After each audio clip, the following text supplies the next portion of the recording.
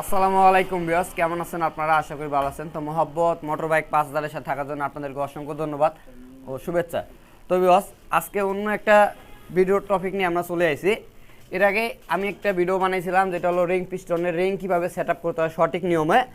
তো এক ভাই কিন্তু ওই ভিডিওটাতে কমেন্ট করছিল যে ভাই আপনার মতো আমি রিং লাগাইছি কিন্তু আমার বাইকে মোবিল খাচ্ছে।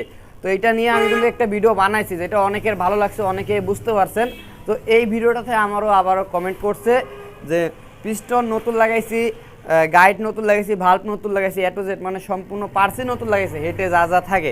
এরপর আমাদের যে সমস্যাটা হয় মানে হালকা পিক আপ দিলে আমাদের হালকা হালকা ধোঁয়া মারে। এটা কিসের জন্য মারে? তো এরকম একটা কমেন্ট করছে ভাই আমাকে।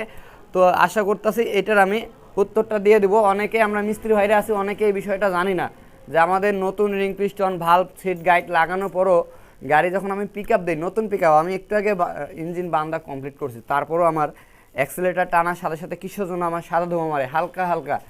তো এক নম্বর বিষয়টা আমি বলি, অনেক সময় আমাদের বাইকের যখন রিং পিস্টন অতিরিক্ত খারাপ হয়ে যায়, একবার অতিরিক্ত খারাপ হয়ে যায়, তখন আমাদের যে সাদা ধোঁয়াটা বেরোয় এটার সাথে কিন্তু ইঞ্জিন অয়েল মিক্স থাকে। আমরা অনেকে আছি যে দ্রুত আমরা পিস্টনটা চেঞ্জ করাই না, আমরা অনেক দিন চালাই, 2-3 মাস চালাই, ওই অবস্থায় চালাই, অনেক সময় পুরো মোবিল খায়। তারপরে করি কি, অনেক সময় পুরো মোবিল বেশি করে দেই, কারণ মোবিল যেহেতু খাচ্ছে এই জন্য আমরা বেশি করে পুরো মোবিল দিয়ে ওইভাবে বাইকটা রাইড করার পরে আমাদের সাদা ধোঁয়ার সাথে আমাদের এখন ইঞ্জিন অয়েল আস্তে আস্তে এটা আমাদের অনেক সময় সাইলেন্সারে জমা হয়ে যায়। এক্সস্ট যে সাইলেন্সার আছে, সাইলেন্সারের ভিতরে ইঞ্জিন অয়েলটা আস্তে আস্তে একটা গাঁট তৈরি হয়, এখানে জমা হয়ে যায়। তো এটা অনেক সময় হতে পারে যে আমাদের রিং পিস্টন আমরা কমপ্লিট লাগাইছি সম্পূর্ণ অ্যাকুরেটভাবে, লাগানোর পর আমাদের বাইকটা যখন ইঞ্জিন স্টার্ট দিছি একটু পর কিন্তু সাইলেন্সারটা হিট হয়ে গেছে। হিট হয়ে যাওয়ার পর আপনার সাইলেন্সারের ভিতরে যে আগের যে মোবিলটা আসলো, আগে যে পিস্টনটা খারাপ আসলো, ওইটা কিন্তু মোবিল জমা হয়ে আছে সাইলেন্সারে, ওইটা কিন্তু আস্তে আস্তে পোড়ার কারণে, হিট হওয়ার কারণে কিন্তু ধোঁয়াটা আস্তে আস্তে সাইলেন্সার দিয়ে বাইরে হয়ে যাইতেছে। তো এইটা হইতে পারে একটা বিষয়, যেটা হলো সাইলেন্সারে পুরো আগের যে পিস্টনটা যেটা নষ্ট হয়ে গেছিলো ওইটার ইঞ্জিন অয়েলটা ধোঁয়ার সাথে আয়া আমাদের সাইলেন্সারে জাম হয়ে গেছে, এবং পরবর্তীতে যখন আমরা নতুন পিস্টন লাগাইছি তখন ইঞ্জিন হিট হওয়ার কারণে, সাইলেন্সার হিট হওয়ার কারণে কিন্তু আমাদের পুরনো ইঞ্জিন অয়েলটা যেটা সাইলেন্সারের ভিতরে জমা হয়ে আসছিলো এটা কিন্তু সাইলেন্সার হিট হওয়ার কারণে কিন্তু এটা আস্তে আস্তে বাইর হয়ে যায়। তো বিকজ এটা হলো একটা বিষয়, অবশ্যই আপনারা বুঝতে পারছেন। আর একটা বিষয় বলি, আমাদের যে পিস্টনটা আছে, এই পিস্টনের যে রিংটা আছে, যে খেয়াল করবেন, এটা হলো এটা হলো কম্প্রেশন রিং।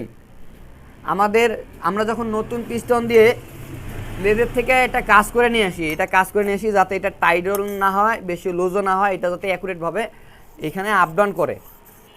এখন কিছু লেদওয়ালারা করে কি, আমি একটু আপনাদেরকে বলি, আপনারা একটু অনেক সময় ভুল করে ফেলান।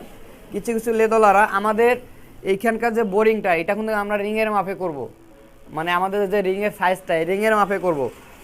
রিংটা যখন আমাদের বোরিংয়ের ভিতরে এইভাবে চাপ খেয়ে থাকবে তখন কিন্তু এটা এখানে চুল পরিমাণ গ্যাপ থাকবে, চুল পরিমাণ।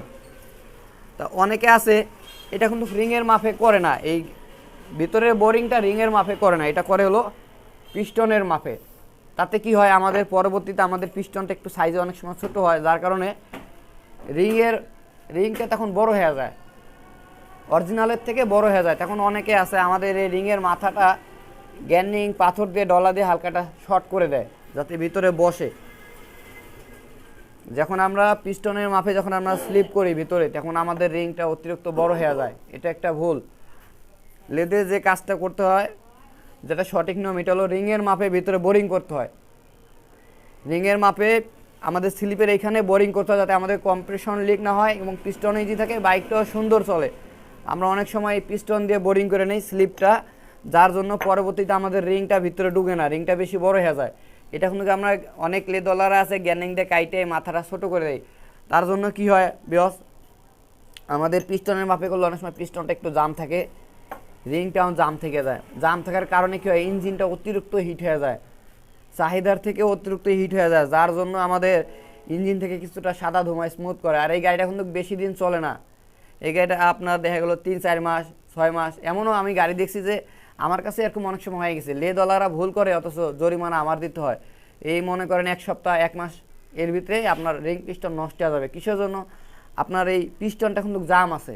আর ওই গাড়িগুলো বিশেষ করে দেখবেন অনেক সময় বেশি স্টার দিয়ে রাখতে হয়, টুইমিং রেঞ্জ বাড়াই দিয়ে রাখতে হয়। কিসের জন্য? পিস্টনটা জাম, ইঞ্জিনটা ইজিভাবে চলতে পারে না। আমরা অনেকেই মনে করি যে এইভাবে চললে হয়তো ভালো হবে, কিন্তু ওইভাবে যখন আপনি গাড়িটা ইঞ্জিন স্টার্ট দিয়ে রাখবেন, কিছুদিন যাওয়ার পর কিন্তু ধোঁয়া মারতেছে।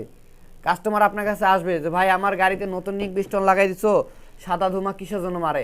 তখন কিন্তু তুমি বুঝবা না, তুমি বুঝবা যে আমার তো রিং পিস্টন সব কিছু নতুন, ধোঁয়া মারে কেন? আসলে তোমার ইঞ্জিনে ঘর্ষণ তৈরি হইতেছে বেশি, যার জন্য ইঞ্জিন অয়েলটা আমাদের পিস্টনের সাথে এই যে এখানে অয়েল রিং আছে, এই অয়েল রিংয়ের কাজ হলো এই দেওয়ালের ভিতরে ইঞ্জিন অয়েল ছড়াই দেওয়া। ঠিক আছে, এই দেওয়ালের ভিতরে ইঞ্জিন অয়েল ছড়াই দেওয়া।